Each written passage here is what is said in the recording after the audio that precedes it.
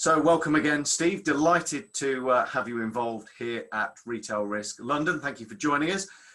Obviously, you and I are going to have a little chat about sterling and what's going on in your business at the moment. So I'm assuming that's going to be okay with you? Absolutely, yeah. Pleasure to be here. Thanks for the invite. Not at all. Thank you. So I've got to ask you, we've heard a number of key businesses supporting the retail market, talking about things like cybersecurity risks and online, facilities management and the like, but I believe Sterling's working with an increasing number of high street brands to maybe add something a little bit different to that layer of risk mitigation. That's right, yeah. It doesn't surprise me at all that so much is focused on risk. Our mission here at Sterling is to help our customers create safe environments, right? And there are so many different sides to that coin. Everyone on the line will likely be aware of the stats around losing £11 billion annually just to shrinkage. And controlling risk is such an important thing for retailers today. When it comes to creating safe environments with Sterling, it's very much about people. So many organizations will recognize people as their greatest asset. How can we mitigate the risk of people that create risk in our organizations, that people that either do things, exhibit behaviors that lead to reputational risk or contribute to that shrinkage? And that's why we believe that retailers should be partnering with organizations that help them build out a really robust background screening program. It's something that has been around for a long time, been available for a long time, but we're really seeing a take up within the sector happening now. And we're kind of learning from the experience of many retailers in the US that have been doing this for a really long time. So that's the type of risk mitigation we're talking about today, as it relates to people and onboarding and hiring and really protecting your organization by ensuring you're hiring the best people. Yeah, and it's a really interesting one because the risks you mentioned, I mean, they've been around for lots of retailers and it's something they've been facing for years, if not decades. But why do you think there's a specific interest in performing these background checks right now? You know, what's really changed? Yeah, good question. So I've been with Sterling for just over 5 years now. Previous to that, I was in the recruitment industry myself, and so my experience of working with lots of different sectors goes back quite a long way. And when I joined Sterling, I was surprised to see that the kind of usage of this service varies considerably by sector. And retail was one of the sectors that just really would prefer to do it themselves to some degree than have something robust and kind of scalable in place. And I think there are lots of reasons for that. Part of it is cost. Margins in retail are really tight. And the way that background screening has been, up until I would say around about 18 months ago, it's very hard to get something high quality and robust for a cheap price. So cost has always been a factor. I think that also reputational risk has only become a bigger problem as kind of social media and other media really highlights these things that happen in organizations now. And more you see organizations, not just in the retail sector, but across every sector, hitting the headlines for things that their people have done and been responsible for. But my experience over the last 5 years or so at Sterling is that the market in the UK for background screening has matured to such a degree that service options are available to retail now that weren't before, either through technology or through the source data sources opening up, organizations like Sterling becoming better at delivering low-cost solutions for organizations that don't want to pay the same. So I think that's why we're seeing it. And technology means that retail organizations are more able to allow their branches of a branch network, multi-site setup of retail has been, I think, a barrier to this in the past as well. But technology is overcoming that for a lot of retailers today. Yeah, it's interesting because purely by chance, I was actually having a conversation with somebody probably last week, might have been the start of this week, and they were looking at background checks in a way they'd never done before.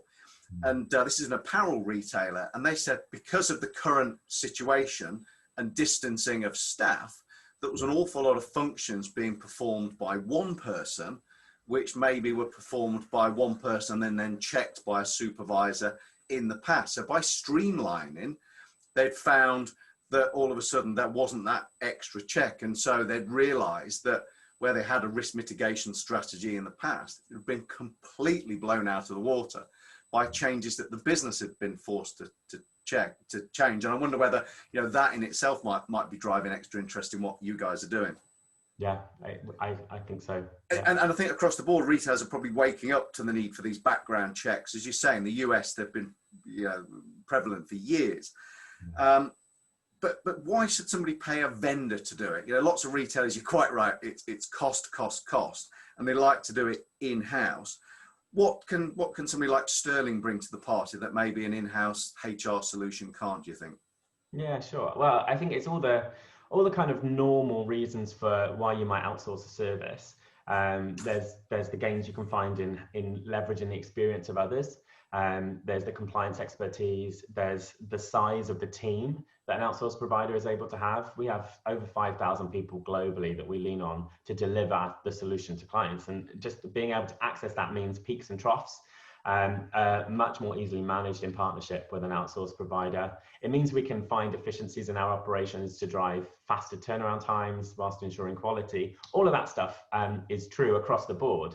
I think for retail especially as well, there's been this real focus on candidate experience and onboarding experience over the last 12, 18 months, trying to make that process as smooth and as easy as possible from their kind of initial application through interview, through onboarding, and building the background screening into the onboarding process in as digital a way as possible is a huge gain for retailers, because not only is the check taking a shorter time, but the experience for the applicant is more seamless. And in an environment where, as we move out of the economic challenges of COVID over the coming, let's say, months or years, there's going to be a real fight for talent in retail. And so ensuring the speed of that process and the way that the retailer's brand is represented at every stage of that, I think that's a significant part too.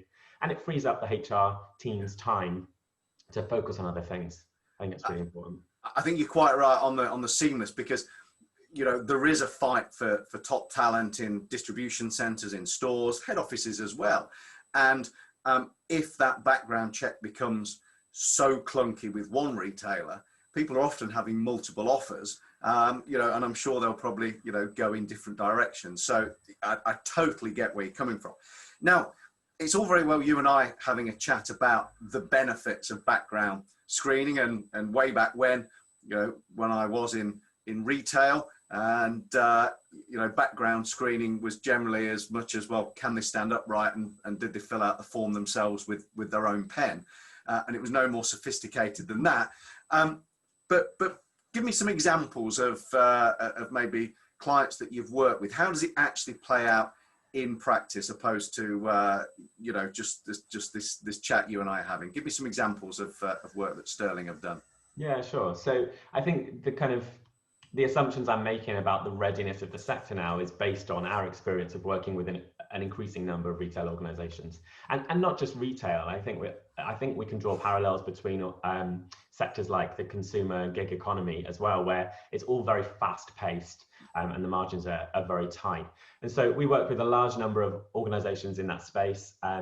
And so I can take, for example, so Costa Coffee started working with us earlier in 2020. And there's a case study available on our site that people can go and have a look at, which talks through kind of what they were hoping to achieve and how they found that with us at Sterling. I think there were a couple of things that were a real priority for Costa. One was making sure that they were compliant, especially as it related to right to work checks, and having so many branches and trying to control the compliance of a process across that huge network is always a challenge. And so centralizing it was a key kind of motivator for them, but centralizing it in a way that didn't take away the autonomy of the branches to do the hiring process. And so we were able to work with them to level up a right to work solution that was digital. So the applicant would be pushed into a Sterling experience seamlessly. They would have the opportunity to do their identity check, which was a facial recognition. It guarantees that the person moving through the process is the person doing the check. So there's robustness there. And then we've designed logic into that identity solution to guide that applicant through all the required documents and steps for a right to work check. And then on day one, when they start employment, the physical documents are checked again, and that provides the statutory excuse. So it was this kind of end-to-end digital, seamless, candidate-driven, compliant right to work experience that really brought them to us. And the way that we were able to partner with other organizations they work with, so with their ATS provider and the other HR systems that you use, being able to plug all of this in was really important. And it's been able to give them the turnaround time savings and deliver the experience that they really wanted to deliver, and have worked so hard in other areas of their hiring process to deliver as well. So that's one example with right to work. And I think when we're talking about trying to keep services low cost, powering a right to work solution with this kind of digital identity may sound kind of expensive, and it's actually really not. It's a really low cost, robust, high-end product that will deliver huge benefits across the retail sector. And that's where we're seeing a lot of interest, getting this piece of the puzzle right for retailers today.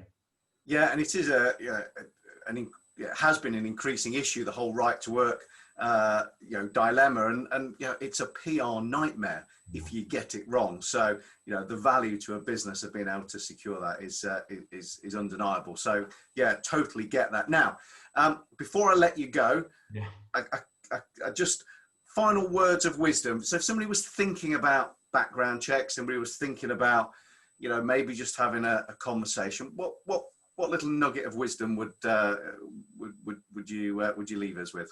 Yeah, I think it's the same as with anything. Just before going out to look at a solution, really take a step back and assess end to end, what are you trying to achieve?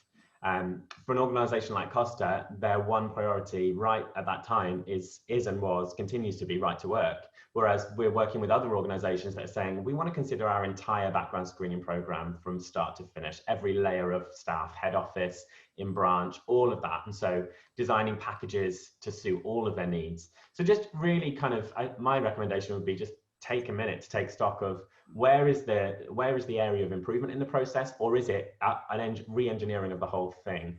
And if it is the latter, I think starting with a policy is really important.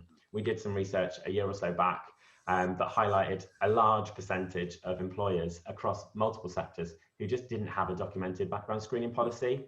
And in a world where GDPR is really significant, being able to explain the why of a background check is absolutely fundamental. And so going through that process of determining, what do I want to do? Why do I want to do it? How do I use the outputs of this program?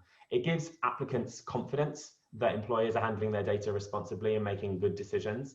And it also helps organizations like us to understand the aims behind an outsourcing move and align the right products, services and packages to help them. So I think that would be, it's quite a boring top tip. I'm really sorry about that, but I think it's a good foundational kind of starting point. I think a top tip to take a step back and evaluate what you want before diving in is actually, a very valuable piece of information. And we know, if a retailer ever finds themselves in litigation, lawyers defending them love to find, an audit process and a process that's been followed. So I totally get that, and I think that is actually probably an outstanding piece of advice. So Steve, thank you very much indeed for joining us today. It's always a pleasure. Thank you for sharing your insight, and we'll hopefully see you again in person soon. Pleasure. Thanks, Paul.